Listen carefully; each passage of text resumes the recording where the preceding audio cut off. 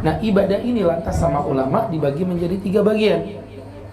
Ada yang pertama namanya ibadah qalbiyah, ada yang namanya ibadah fi'liyah, dan yang ketiga ada namanya ibadah jasadiyah.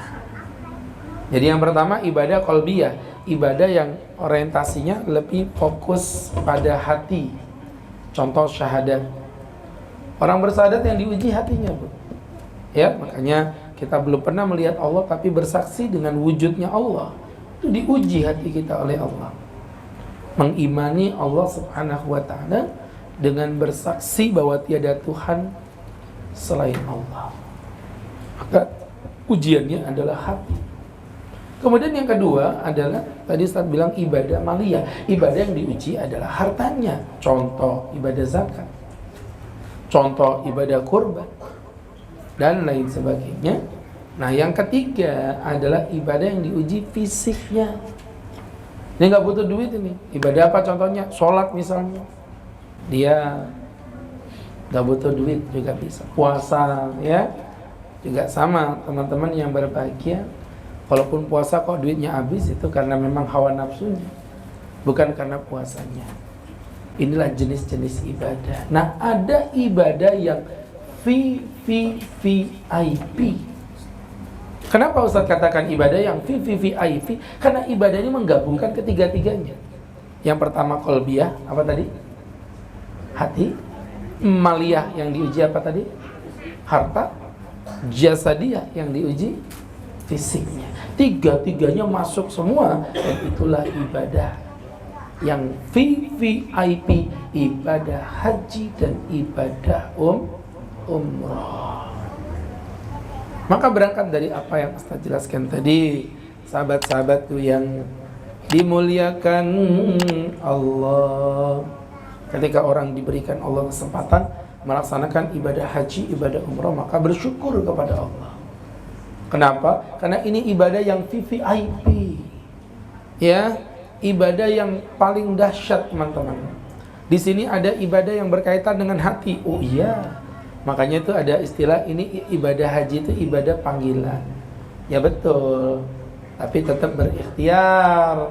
Jangan nanti Bapak nggak berangkat haji. Iya Pak Ustadz, ini kan ibadah panggilan. Daftar dulu baru dipanggil. Iya. Begitu pula dengan Allah melaksanakan ibadah haji, kita daftar dulu, menunjukkan ikhtiar dulu, baru Allah panggil. Ngarepin langsung dapat panggilan tanpa mendaftar, emang siapa Anda? Punya orang dalam gitu? Hah? Tentu kan tidak, teman-teman ya. Makanya ada ikhtiar, berupaya sekuat tenaganya. Ya, itu ibadah hati itu benar-benar, teman-teman. Berapa banyak orang-orang kaya ternyata ya begitu, nggak berangkat juga tuh. Saya Pak Ustadz udah tugas di Amerika, saya tugas di Afrika, bahkan bangga banget tuh saya tugas di Abu Dhabi, mantap. Tapi ternyata apa ya? Saya tanya udah ke tanah suci belum? Berarti memang hatinya belum digerakkan oleh Allah Subhanahu wa ta'ala. Ini ibadah qalbiyah. Nah, ada juga mohon maaf butuh harta. Oh ya, ibadah haji, ibadah umrah butuh harta.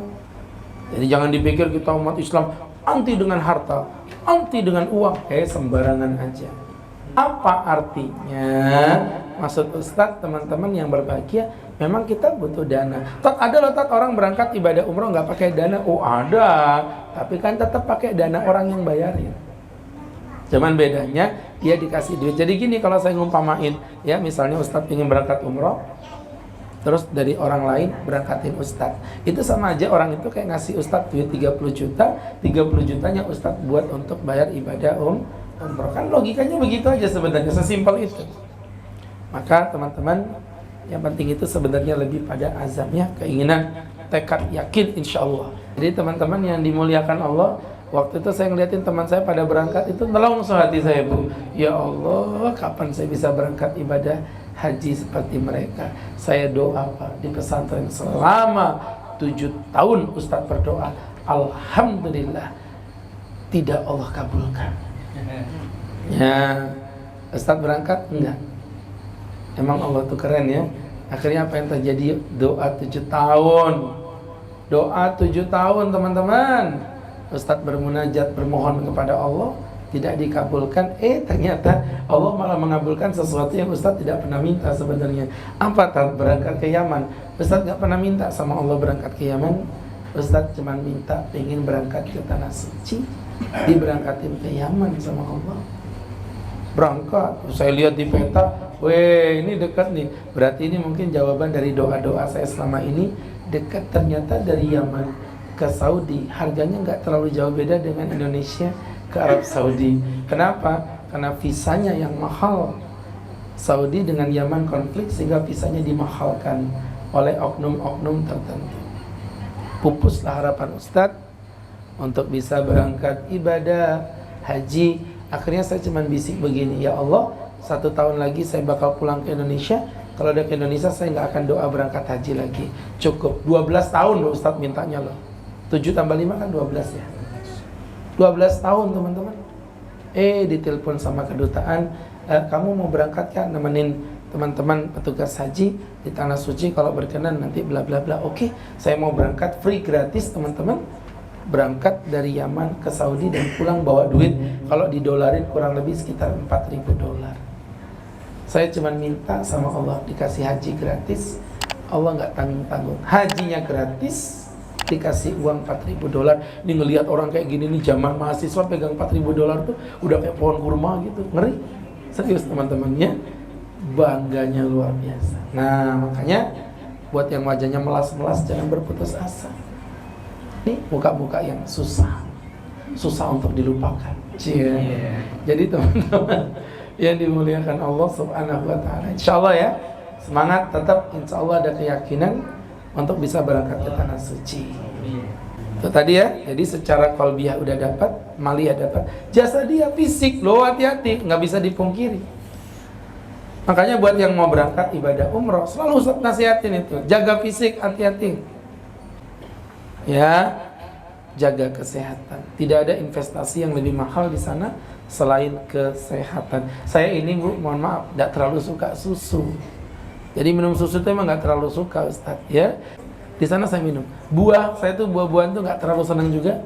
Tapi di sana saya habisin. Kenapa? Karena Ustaz prinsipnya cuma satu, saya nggak mau sakit di sana. Ibadahnya ngegas. Sampai di Mekah tinggal pingsannya aja. Padahal secara tekstur ya, kalau Mekah itu kan bentuknya kayak mangkok. Tahu mangkok ya? Cekung begini. Jadi kalau kita jalan, sebenarnya waktu pulang, walaupun kelihatan lurus, tanah itu sebenarnya naik gitu, nanjak gitu. Makanya cepat capek kita kalau jalan di hotel yang ada di Makkah. Udah gitu terasa jauh. Kalau Madinah itu karena tanahnya datar, jadi walaupun hotel bintang 3 pun itu masih terasa dekat sebenarnya kalau di daerah Madinah. Kayaknya ada beberapa orang yang backpacker itu di Madinah dia cari hotel bintang 3. Nanti di Mekah cari hotel bintang 5. Kenapa? Karena kalau di Makkah terasa betul memang kalau bintang 4 aja udah lumayan jauh. Ya, teman-teman yang dirahmati Allah, begitu ya, kiat-kiatnya nanti jaga kesehatan ketika sampai di sana. Nah, tujuannya, orientasinya teman-teman adalah menuju pada umroh yang mabrur. Berkaitan dengan umroh yang mabrur, kaidah mabrurnya ada 5. Ustadz menyingkatnya dengan kata-kata ihram. Ya, kaidah menjadi umroh yang mabrur. Karena ingat ya, ibadah itu tidak patut dibanggakan dari sisi ibadahnya kalau di situ tidak ada muatan prestasi. Saya kasih contoh Bu, bukan sholat loh yang membuat orang masuk surga, tapi kekhusyuan dalam ibadah sholat itu yang membuat kita masuk surga. Malah Allah ancam kok, fawailul lil musallin, celaka neraka wail bagi orang-orang sholat yang sholatnya di dalam sholatnya tadi sahun adalah orang yang meremehkan, melalaikan, tidak memperhatikan dan tidak fokus. Bukan zakat loh yang membuat masuk surga, tapi keikhlasan dalam ibadah zakat yang membuat kita masuk surga. Bukan umroh loh yang membuat kita masuk surga, tapi kemabruran dalam ibadah umroh. Kualitas di situ. Umrohnya sih udah bolak-balik sering, tapi apakah umrohnya udah menjadi umroh yang mabrurah? Ini yang menjadi pertanyaan untuk kita bersama. Jadi ibadah ini adalah merupakan ibadah yang membutuhkan keikhlasan. Gini aja dah Ustaz, langsung bongkar-bongkaran aja. Ibadah yang paling rentan dengan kesombongan adalah ibadah haji. Ibadah yang paling netral, bersih dari kesombongan itu adalah ibadah puasa. Kenapa? Karena puasa satu-satunya ibadah yang tidak bisa diketahui siapapun kecuali dia dan Allah Subhanahu wa ta'ala. Tahu dari mana antum puasa? Coba, Pak Ustaz saya puasa, tolong buktikan kepada saya kalau Anda itu berpuasa. Kelihatan dari mananya? Bibirnya kering tat? Belum tentu, siapa tahu sariawan. Bau mulut tat? Belum tentu, siapa tahu emang dia gak sikatan 2 hari 2 malam. Ya kan? Badannya lemes tat? Belum tentu, ya kan, siapa tahu pencitraan. Kita gak ngerti. Anda di sini nggak makan, di kamar mandi makan, mainnya keteh, iya kan?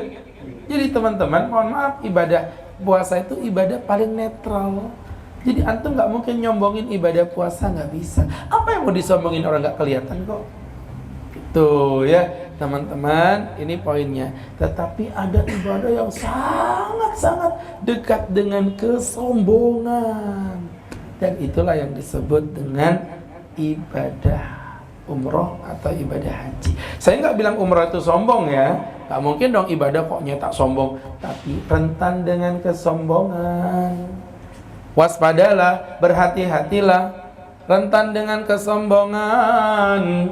Kenapa Pak Ustadz? Kalau tadi puasa nggak ada yang tahu kecuali kita dengan Allah. Ibadah umroh bukan hanya saudaranya, bukan cuma tetangganya, bahkan yang beda lurah, yang beda kecamatan pun tahu dia mau umroh. Oh, kadang-kadang Masya Allah baru sampai di Sepinggan itu loh. Sepinggan itu loh, di bandara itu statusnya udah labbaik Allahumma labbaik. Ku datang kepadamu ya Allah. Hashtag semoga umroh mabrurah. Jika suka jangan lupa like, share, and subscribe. Apa kau ini? Baru di Sepinggan sini bu. Nyebelin gak sih ya Allah? Dan dari sini ke Sepinggan udah 15 menit. Sudah labbaik Allahumma labbaik. Teman-teman yang berbahagia, mohon maaf, satu kampung tahu semua. Nih, satu keluarga berangkat nih 6 orang, lihat. Satu perusahaan tahu semua. Artinya apa? Ayo kita belajar. Ibadah ini rentan dengan kesombongan. Maka ngatur hati. Pak Ustadz, keren banget Pak Ustadz mah. Tiap tahun bisa berangkat umroh, enak banget Pak Ustadz ya. Gitu tuh kalau Ustadz mau sombong kan bisa. Ustadz ngakalinnya gimana? Alhamdulillah bang, ini semua karena Allah. Saya teh siapa? Duit gak ada, diberangkatin orang mulu. Ini jadi pelajaran bu, serius.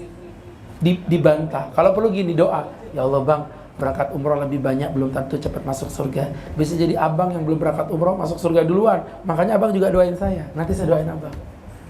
Gitu, bukan, ih kerennya ya kamu umroh bolak-balik. Iya iyalah. Oh kalau yang ada gitu, ku tapak memang mulutnya itu ya. Umroh kok sombong gitu loh Pak. Ada yang begitu bu? Ada, Ustadz melihat sendiri. Bahkan bangga banget dia di media sosial. Subhanallah, buat apa namanya itu, kayak apa sih namanya, konten itu. Jadi suaminya megang HP, istrinya dikontenin. Ya Allah deh, berangkat umroh lagi hari ini kita deh. Iya bang, ini yang keberapa ya? Aduh, yang keberapa bang? Ya aku nggak bisa ngitung lagi, udah saking banyaknya. Astagfirullah, mau tak cubit aja ginjalnya kok ya. Yang kayak gitu tuh ada loh bu, saya lihat di TikTok gitu, Masya Allah. Nabi udah ancam itu. Nanti di akhir zaman ada orang berangkat ibadah haji, tapi cuman untuk gaya-gayaan doang. Status sosial, gaya-gayaan menangan doang. Padahal nggak ada artinya apa-apa di mata Allah.